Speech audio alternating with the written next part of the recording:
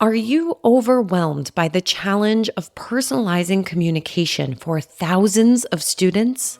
That's where Element 451's AI assistants come in. From nudging prospective students to guiding those already on their journey, AI assistants don't just automate, they write, build, and optimize every step of your digital campaigns. Discover how at element451.com/AI team.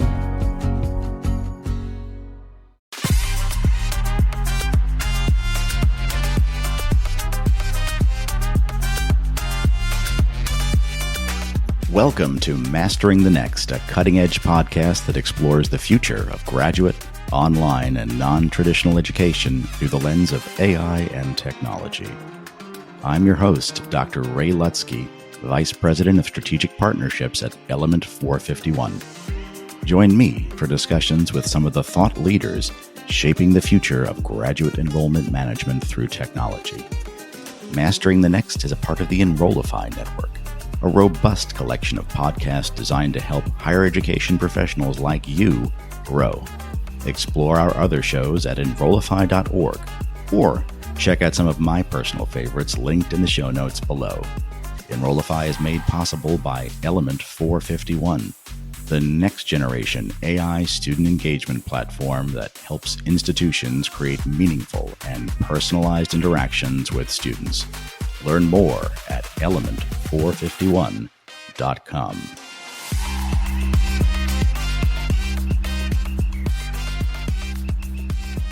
Innovation in graduate student education is something we talk a lot about here on Mastering the Next, but making it really work is a challenge for lots of schools. Initiatives can lack strategic focus and, frankly, an understanding of the needs of today's graduate students. I'm joined by Dr. Tom Rock, Associate Vice President and Chief Student Affairs Officer at Teachers College of Columbia University in New York City, the nation's first and largest graduate school for education. We'll explore what it takes to successfully develop graduate student pathways and a variety of new initiatives being implemented at Teachers College designed to do just that. Welcome to the podcast, Dr. Rock. Hello, Ray. Thank you so much for having me. When I was first a graduate student, the first time I was a graduate student, I've done it a couple of times, success that initial time seemed like a very straightforward task. It was finish your degree and get what you came for. And frankly, that was hard enough for me. When I graduated late with my first master's because I had failed my final project when I did it and I had to redo it. And what happened to me during and after that extra time, unfortunately, is that I ended up scrambling for a job, realized that I had very little career direction other than the job leads I had from my school. I ended up getting an internship and then getting fired 3 months later because lots of reasons, but in part because of a lack of support from my program and the faculty in my program. So I guess it wasn't so straightforward then. It doesn't seem to be any easier now. So what is Teachers College doing to evolve its approach to graduate student affairs? How do you see the unique needs of today's graduate students playing in? Yeah, great question, Ray. Thank you so much. And first of all, thank you for inviting me here. I'm really excited to be here and chat with you today about graduate students and graduate student success. So, graduate students today are looking for an experience. They're looking for we spent so much time in higher education talking about the undergraduate student experience, but we don't often talk about what the graduate student experience can look like. And as we know, graduate students are juggling a multitude of responsibilities when they come to our institution.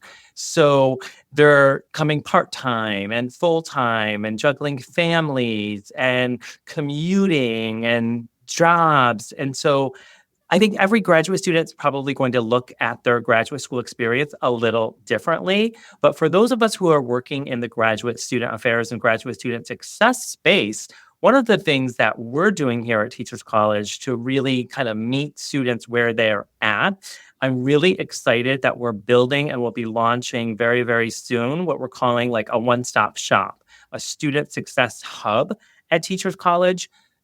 Maybe similar to what we see at undergraduate campuses as that one-stop shop. I think that's where those those programs and offices evolved. But what does that mean to be a one-stop shop for graduate students? We're primarily going to focus on financial aid and the registrar because that does seem to be like priority number one.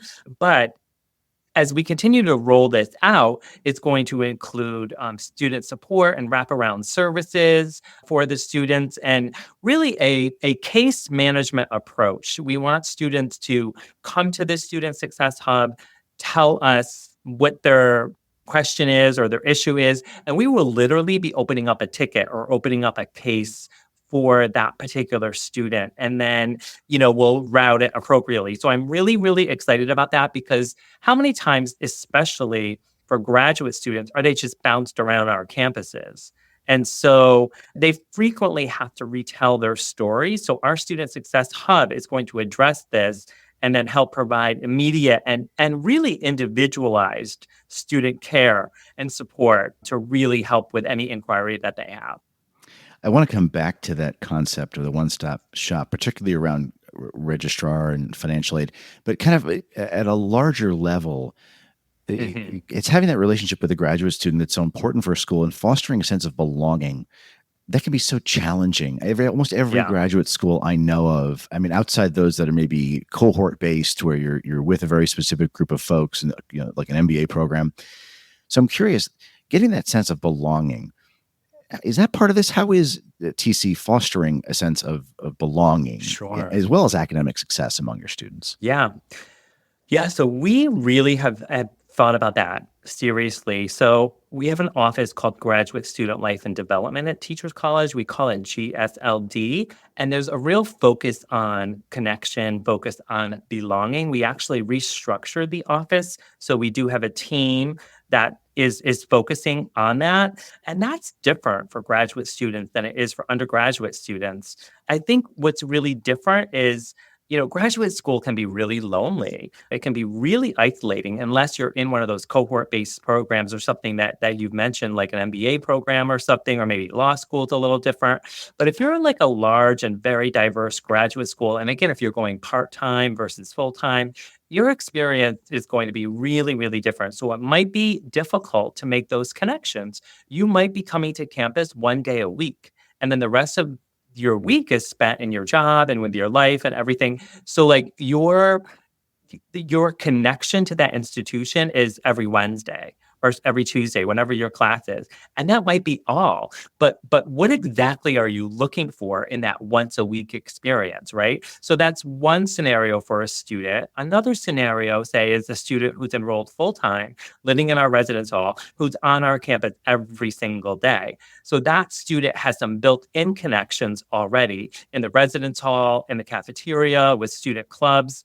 But for that student that's coming one day a week, it could be really, really difficult. So we're really trying to break that silo down by introducing programs like a student ambassador program, making sure that our student organizations are accessible, making sure that they're not meeting on times when students are not on campus, right? So if a working professional is looking for more connections on campus, well, they're not going to be looking during the day when they're working. Most of our classes are in the evening. So we kind of have to shift our mentality, or when we're offering some of these services. It's a challenge, again, especially at a school like Teachers College, where you have a large full-time base and you have a large part-time base. So to try to make sure that you're impactful for all students can be really, really challenging. But I think it's something that you have to pay attention to. So we purposely think about that. We also very intentionally created that office that I talked about, Graduate Student Life and Development. And the fact that we added the word graduate in front of student life was also very purposeful, because even though we are a graduate-only institution, we wanted to signal to our students that graduate student life is different than undergraduate student life.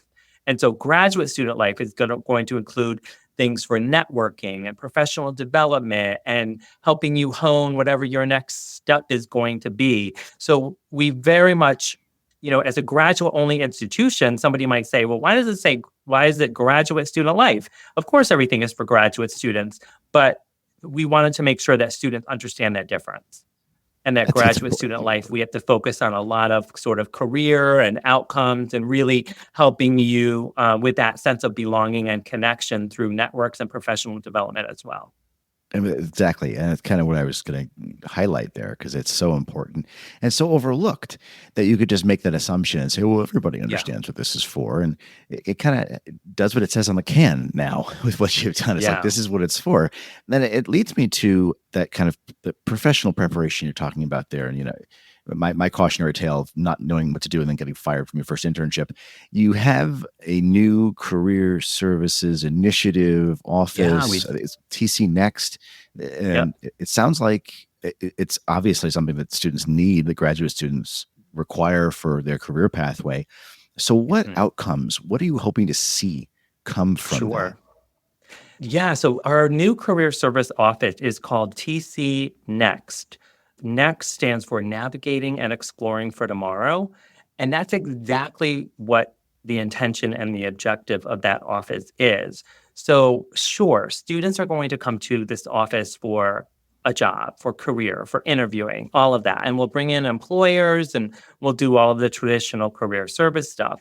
But many graduate students, like the examples I've given, are already working and they might not be looking for that next job, as soon as they graduate, but they might be looking for it 5 years from now, or they might be looking for a career change or something. Maybe that's why they're going back to graduate school. So TC Next and the staff is equipped to really help folks who are maybe pivoting to something different, a career change.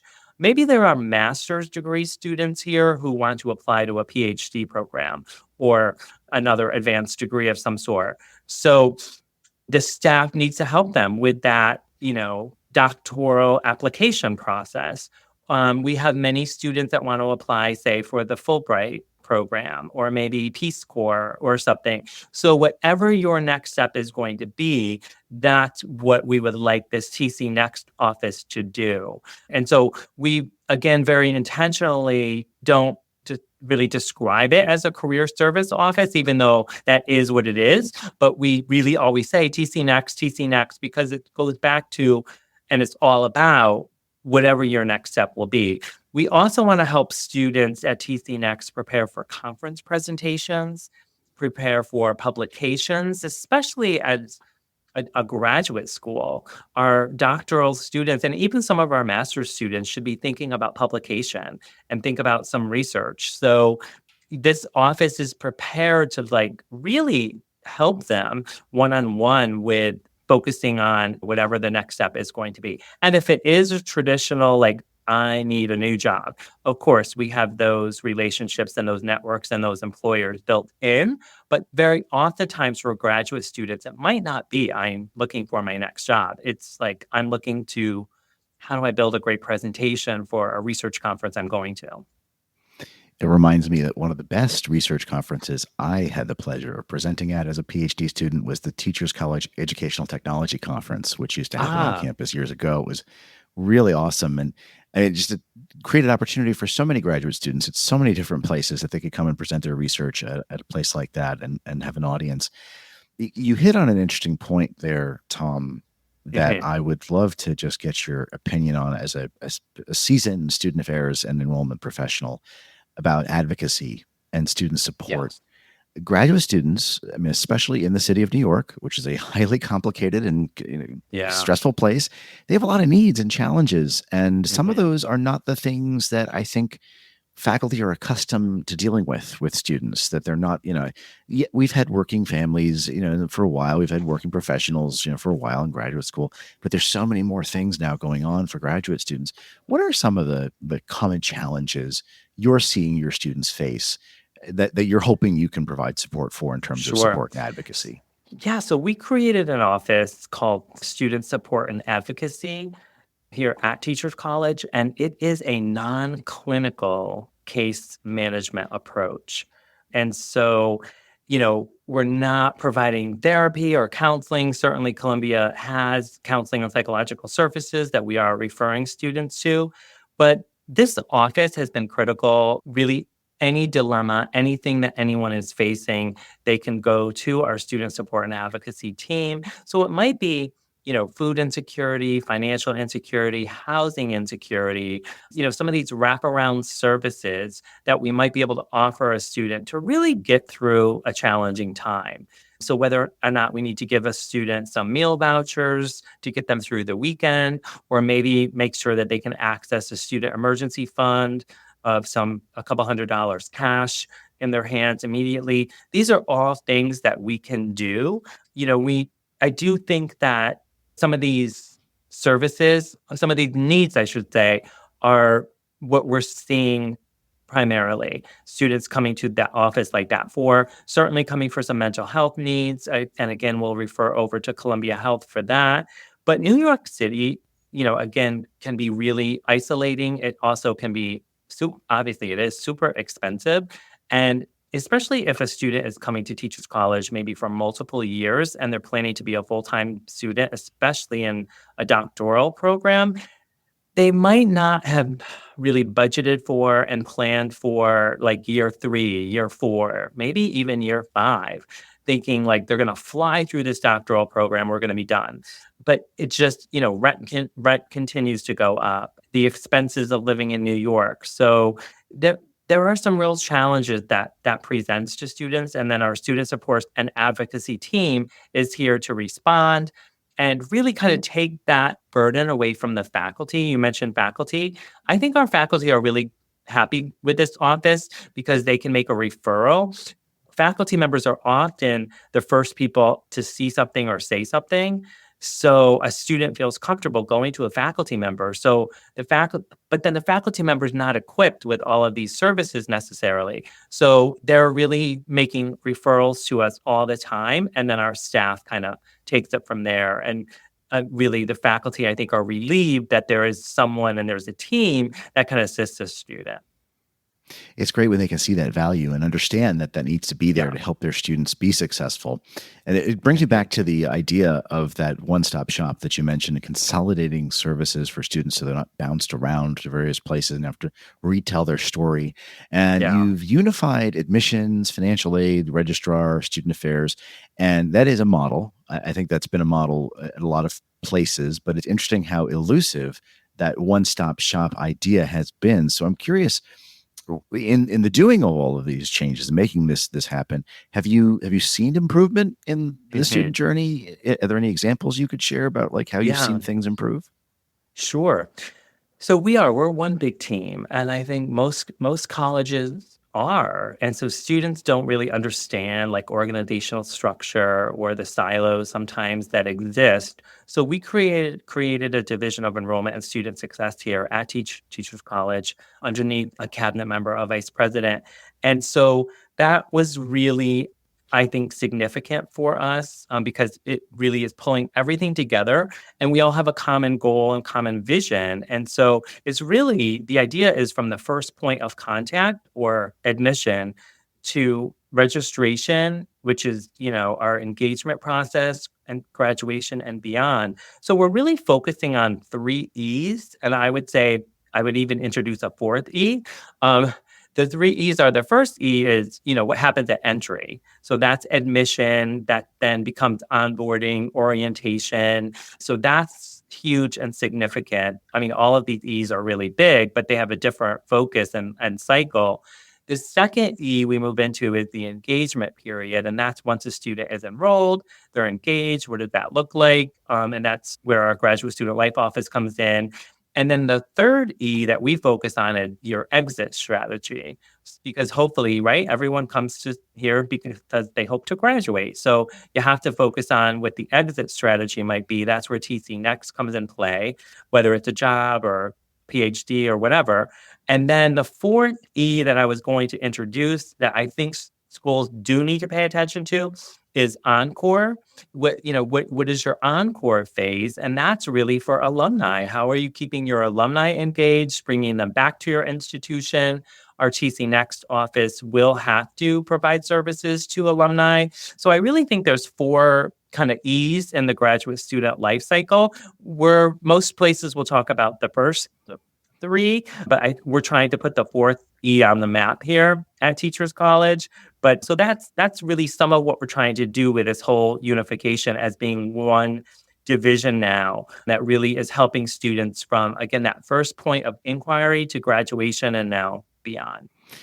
That's a really nice way of putting it. And I would imagine, I mean, many of the schools I'm aware of, they do really well with the first E, entry, and then engagement is sort of, they're engaged. And then the exit strategy is get out and finish. Like I imagined my strategy to be when I first went to grad school. And then I love that encore, the idea that so many graduate alumni are not engaged at all with their institution. And it's a challenge to get them engaged, especially if it's not their undergrad institution. Folks just feel differently about it, even going to a really elite and prestigious place like TC. Yeah, no, it's so true. And that's also why, Ray, like you have to, you only have so much time to get it right with graduate students, especially like a full-time student, maybe who's in a master's degree program. They might only be with you a year or a year and a half, and so what is their level of engagement going to be? And then you have a doctoral student who's with you for 5 years or 6 years. So it's, it's really challenging. And so that's why I think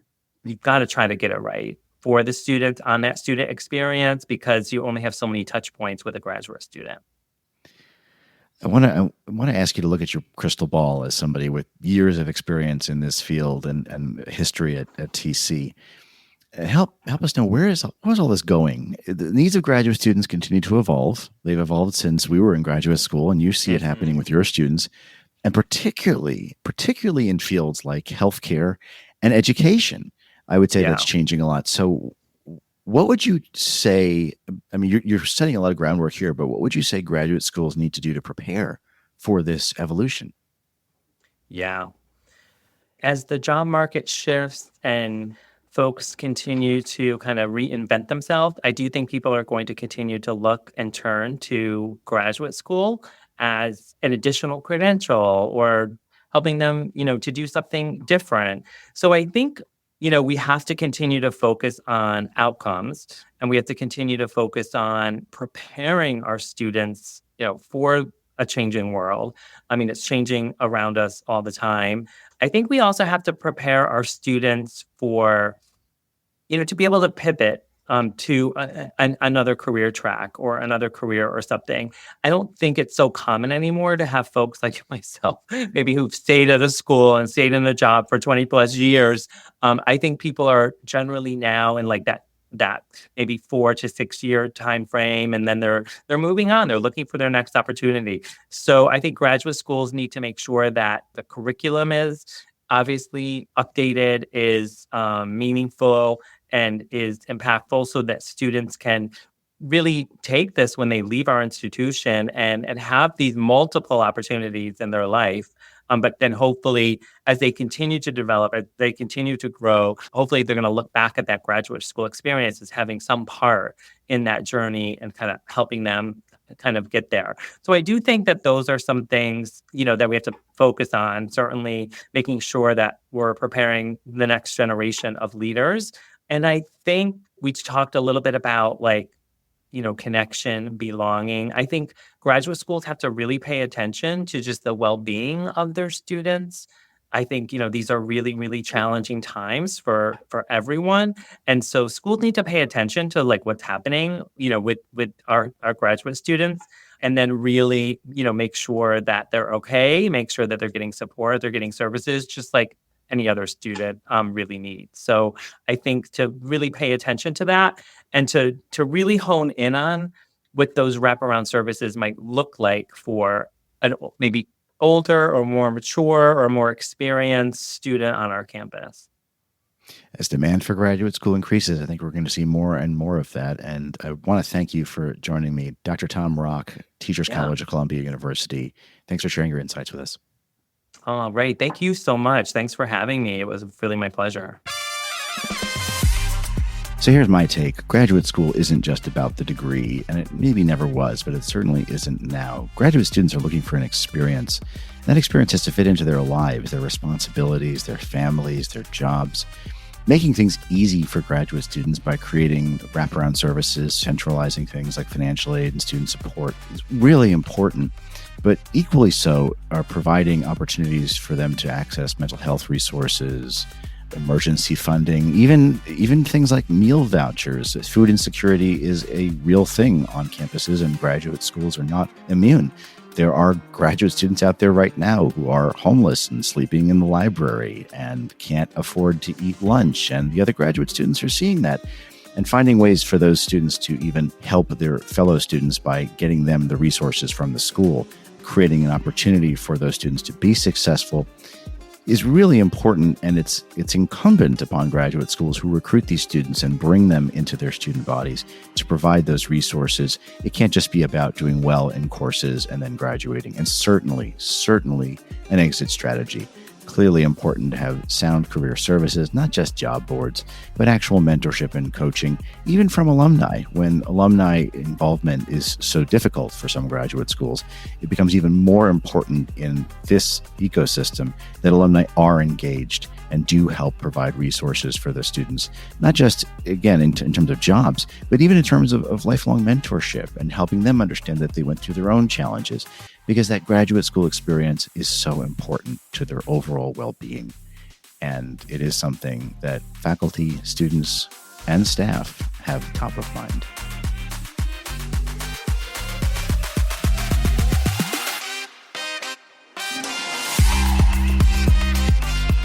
The Mastering the Next podcast is a part of the Enrollify podcast network. If you like this podcast, chances are you'll like other Enrollify shows too. Our podcast network is growing by the month, and we've got a plethora of marketing, enrollment, and higher ed technology shows that are jam-packed with stories, ideas, and frameworks all designed to empower you to be a better higher ed professional. Our shows help higher ed marketers and admissions professionals find their next big idea and feature a selection of the industry's best as your hosts. Learn from Artis Cadieux, J.C. Bonilla, Mallory Wilsey, Brendan Henkel, Brian Gross, and so many other of your favorite leaders in higher ed. Enrollify is made possible by Element 451, the next generation AI student engagement platform helping institutions create meaningful and personalized interactions with students. Learn more at element451.com.